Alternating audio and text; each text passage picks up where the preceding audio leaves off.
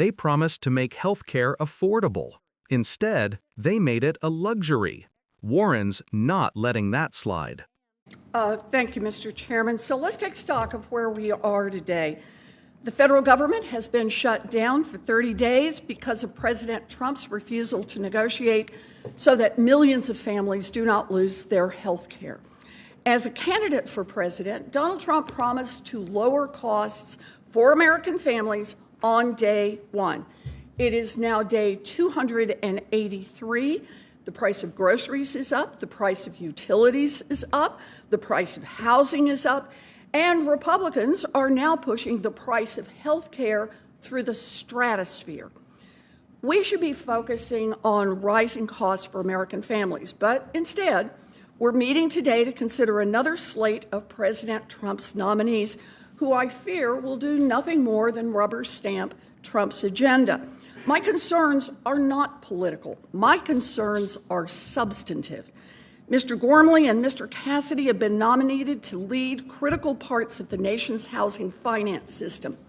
At a time when the Trump administration is proposing to upend the housing finance market, we need mortgage regulators who are committed to the best interests of American homebuyers.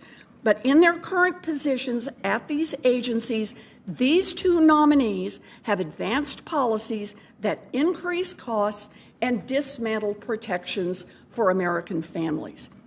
Mr. Hollis has been nominated to lead the Mint at a time when the president is cosplaying king and seeking to put his face on a $1 coin. I have questions about these nominees' willingness to follow the law, and I will have extensive questions for the record for each of them. I also have a very serious concern about Mr. Hill. Mr. Hill, who has served as acting chairman of the FDIC since January, has now been nominated to a full term. The job of the FDIC chair is to ensure the safety and soundness of the banking system, and Mr. Hill has done nothing but relax oversight of the giant banks, and we all know where that leads. It puts taxpayers, the economy, and the financial system at risk. I also have questions about Mr. Hill's commitment to improving the FDIC workplace culture. In 2023, public reporting shed light on serious allegations of longstanding sexual harassment, discrimination, and other misconduct at the FDIC spanning decades. An outside review validated many of these problems. When the former FDIC chair, Marty Gruenberg, first appeared in front of this committee last year, I was clear that it was his responsibility to fix this and called on him to implement all of the independent review's recommendations. Now, that is the responsibility of Mr. Hill.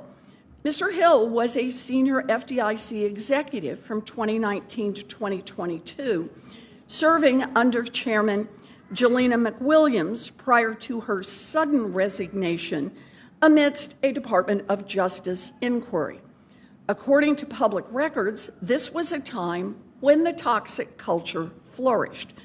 But there is no record, none at all, of Mr. Hill or Chairman McWilliams addressing these pervasive issues before they came to light in 2023.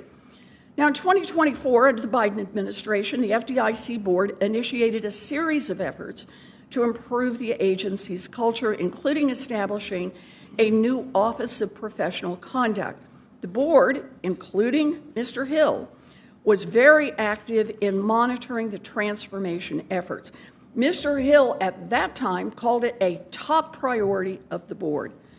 But Mr. Hill has said little on this issue after becoming acting chair of the FDIC, and the FDIC has yet to respond to my requests for information.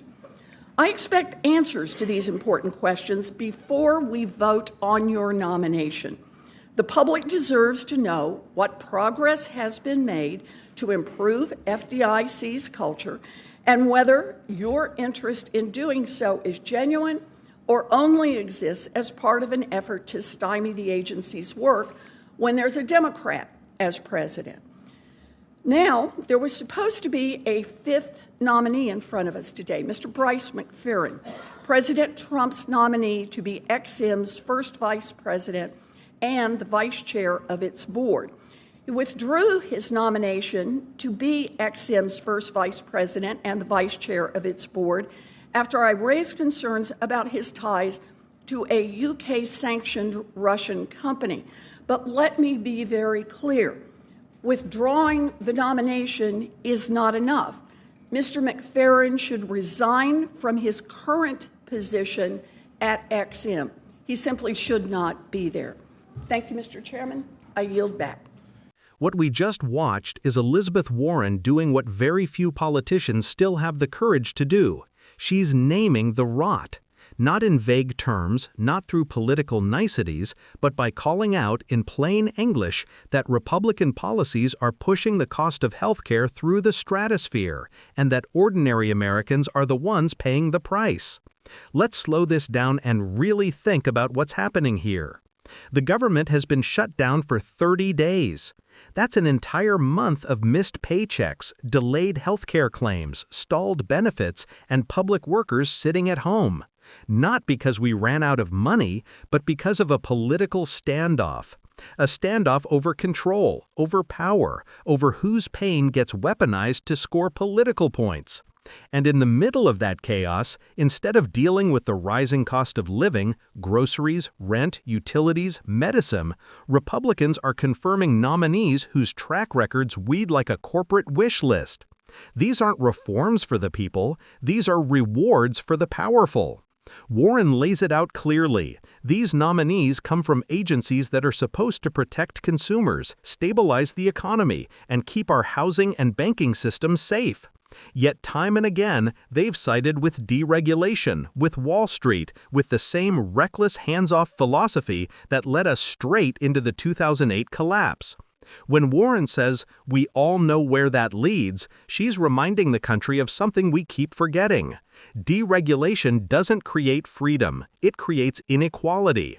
It creates the kind of freedom that lets banks gamble with your mortgage, drug companies dictate the price of insulin, and private insurers decide whether you get treated or not. And she doesn't stop at economics. She goes into the rot within the institutions themselves. The FDIC, one of the most critical agencies overseeing our banking system, has been exposed for years of workplace misconduct, harassment, and discrimination. These are the same people trusted to regulate trillion-dollar corporations, and yet they can't even create a safe, accountable work environment for their own employees. That's the thread Warren is pulling on, because corruption isn't just about money. It's about power and silence. When those in charge look the other way, when oversight disappears, when people stop asking questions, corruption grows roots. But there's something even bigger in this exchange that deserves attention. Warren is describing a government that's losing its moral compass. When every key position gets filled with someone whose loyalty is to corporations rather than the public, democracy stops functioning as a shield for the people, it becomes a tool for the elite. This is why she's angry. This is why the tone matters. It's not just frustration, it's a warning. Because if this pattern continues, healthcare, housing, banking, all the pillars of middle-class stability will keep slipping further out of reach for the very people this government was created to protect. And let's be clear, when she says Republicans are pushing the price of healthcare through the stratosphere, that's not just political rhetoric. The data backs it up. Every major rollback of healthcare protections, every attempt to weaken the Affordable Care Act, every policy that favors private insurers over patients, they all end the same way: higher premiums, fewer options, and deeper inequality. What Warren's exposing here isn't just policy failure, it's moral failure. It's what happens when governance becomes performance, when people in power start confusing leadership with loyalty to the wealthy. At its core, this hearing wasn't about party politics, it was about priorities. And what we're seeing right now in Washington is a government where the powerful are protected, the corrupt are promoted, and the average American is told to tighten their belt while paying more for the basics of survival.